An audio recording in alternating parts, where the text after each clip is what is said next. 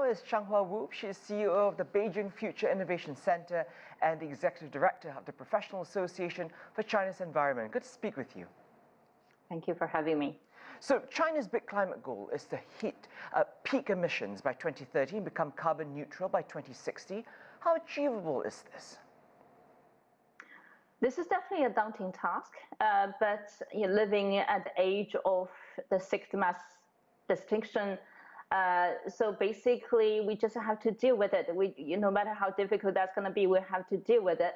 So the country has put together a national strategy, pretty much organizing the future national development plan around the carbon neutrality. Of course, first peaking, then carbon neutrality, a new pathway to accelerate the country's transition or transformation towards a clean energy future, but also a climate resilient future. Difficulties pretty much abound, and China is still the largest developing country with 1.4 billion people. We had to figure out how to achieve the balance between environmental protection and people's livelihood and well-being.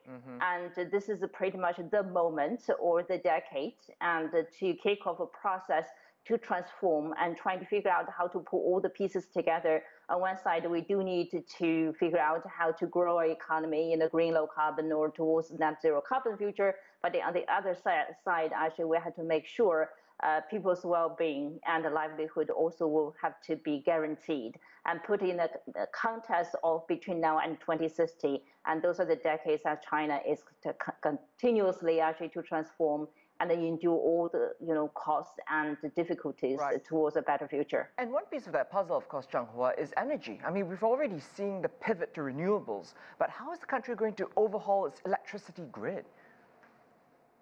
Well, lots of things happening now. I think with on one side, actually, the political will is the strongest ever. So there is a very clear vision set already towards a net zero carbon future, or carbon neutrality before 2060. On the other side, actually, technology innovation, development.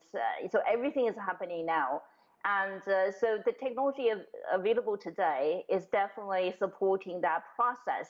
I think the difficult part is not technology itself, but more importantly, is the structural, right? And it's within the society. How do we make sure we build up all the infrastructure together, particularly smart, clean, smart grids or net zero smart grid to support this transition? And the smart grid is definitely a fundamental piece of the puzzle to support the transition towards a clean energy future. And Changhua, many activists have been worried that concerns of the pandemic have perhaps overshadowed climate change. Have environmental efforts taken a back seat?